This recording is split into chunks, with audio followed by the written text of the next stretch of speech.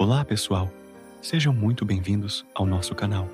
Hoje, vamos mergulhar num dos textos mais poéticos e poderosos da Bíblia, uma passagem que nos convida a olhar para o céu e a contemplar o poder e a sabedoria de Deus.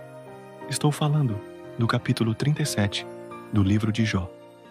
Preparem-se, porque o que vamos explorar aqui é de arrepiar.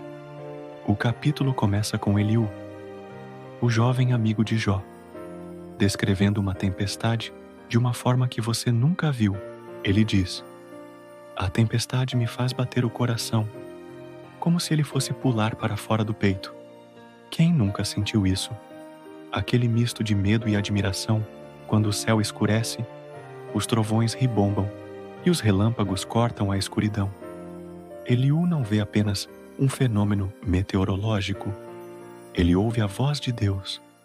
Ele nos convida a escutar o estrondo da voz de Deus, o trovão que sai da sua boca. Pensem nisso por um instante. Cada trovão, cada relâmpago que ilumina o céu de um canto a outro da terra é apresentado como uma manifestação direta do poder divino. É uma demonstração de força que nos lembra da nossa pequenez e da grandeza do Criador. Eliú descreve como Deus solta relâmpagos por todos os lados do céu. É uma imagem impressionante, quase cinematográfica, de um poder que está em todo lugar, que tudo alcança e não para por aí. Eliú continua, falando sobre como, durante todo esse espetáculo de luz e som, os relâmpagos não param de cair. É um poder contínuo, incessante. Ele diz que Deus troveja com a sua voz maravilhosa.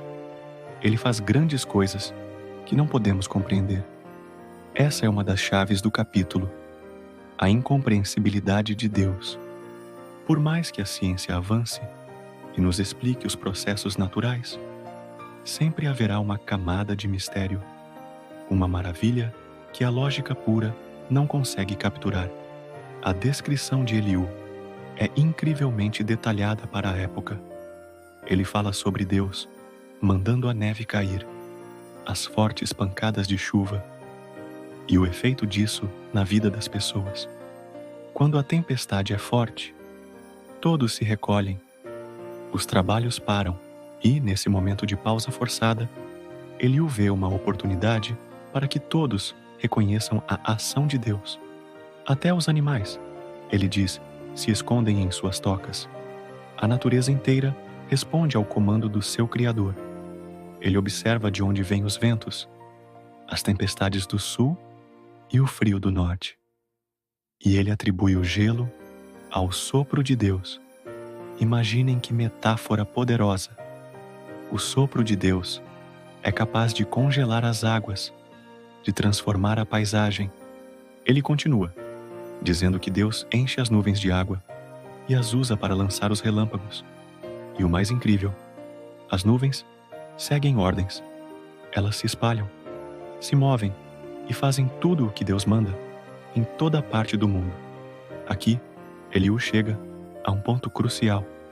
Ele diz que Deus faz cair a chuva com propósitos diferentes, às vezes para castigar e outras vezes para mostrar o seu amor. Isso nos faz pensar sobre como vemos as dificuldades e as bênçãos em nossas vidas. Uma mesma chuva que pode causar uma enchente é a que irriga a terra e traz a colheita. A perspectiva divina vai muito além da nossa compreensão imediata. A mesma força pode ter diferentes propósitos, todos alinhados com a vontade soberana de Deus. Depois de descrever essa tempestade avassaladora, Eliú se vira diretamente para Jó e para nós. Ele diz: Jó, pare um instante e escute. Pense nas coisas maravilhosas que Deus faz. Esse é um convite para cada um de nós. Na correria do dia a dia, quantas vezes paramos para, de fato, pensar nas maravilhas ao nosso redor? Não apenas ver, mas contemplar. Eliú começa, então, uma série de perguntas retóricas que são um verdadeiro soco no estômago do nosso orgulho e da nossa pretensão de saber tudo. Ele pergunta: será que você sabe como Deus dá a ordem para que os relâmpagos saiam brilhando das nuvens? Você sabe como as nuvens ficam suspensas no ar? Hoje, a ciência nos dá respostas sobre cargas elétricas e condensação. Mas a pergunta de Eliú é mais profunda. Ele está perguntando se nós compreendemos a mente por trás disso tudo, a sabedoria infinita que arquitetou cada detalhe.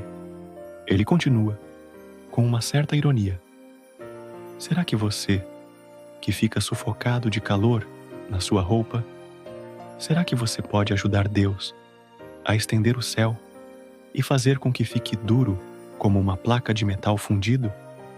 A ideia do céu como um metal fundido era uma forma de expressar sua solidez e imensidão. A mensagem é clara.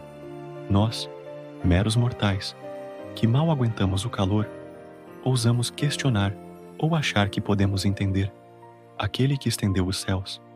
Diante dessa imensidão de poder e sabedoria, Eliú se coloca numa posição de humildade. Ele diz: ensine-nos o que devemos dizer a ele, pois não somos capazes de pensar com clareza. Ele reconhece a limitação humana. Ele não teria a ousadia de discutir com Deus, pois sabe que isso seria a sua própria destruição. É um lembrete poderoso sobre o nosso lugar no universo. E então, o capítulo se encaminha para uma conclusão gloriosa. Eliú usa outra metáfora da natureza. Não é possível ver o sol quando está escondido pelas nuvens, mas ele brilha de novo depois que o vento passa e limpa o céu. Que imagem de esperança! Mesmo quando não podemos ver, Deus está lá. As nuvens das nossas dificuldades, das nossas dúvidas, podem esconder a sua luz por um tempo, mas o vento da sua providência sempre virá para limpar o céu e nos fazer ver o seu brilho novamente. E de onde vem essa revelação? Eliú diz: no norte vemos uma luz dourada e a glória de Deus nos enche de profunda admiração. É interessante que ele diz isso, porque logo em seguida, no capítulo 38, Deus realmente aparece a Jó num redemoinho. Eliú está, de certa forma, preparando o palco para a entrada do personagem principal. A conclusão de Eliú é o ápice da sua teologia. Não podemos compreender o Todo-Poderoso, o Deus de grande poder. A sua justiça é infinita e ele não persegue ninguém. Aqui, ele contrasta com os amigos de Jó. Enquanto eles insistiam que Jó sofria por algum pecado específico, Eliú apresenta um Deus cuja justiça é tão grande e perfeita que ele não age de forma arbitrária ou vingativa. E qual deve ser a nossa resposta a esse Deus? Por isso, as pessoas o temem. Esse temor não é pavor, mas um profundo respeito, uma reverência que nasce da compreensão da sua grandeza e da nossa pequenez. E o versículo final é uma advertência. Deus não dá importância aos que acham que são sábios. A verdadeira sabedoria, segundo Jó 37, começa com a humildade de reconhecer que não sabemos tudo e que Deus é infinitamente maior do que a nossa mente pode conceber. Então, da próxima vez que você vir uma tempestade se formando, lembre-se de Eliú. Escute o trovão, não apenas como um som, mas como um eco da voz poderosa de Deus. Olhe para os relâmpagos e veja um vislumbre da sua glória.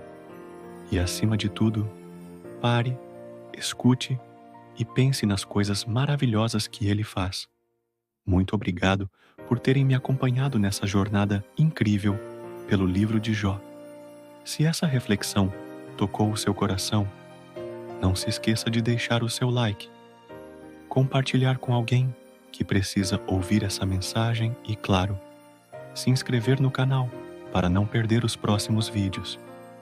Fiquem com Deus e até a próxima.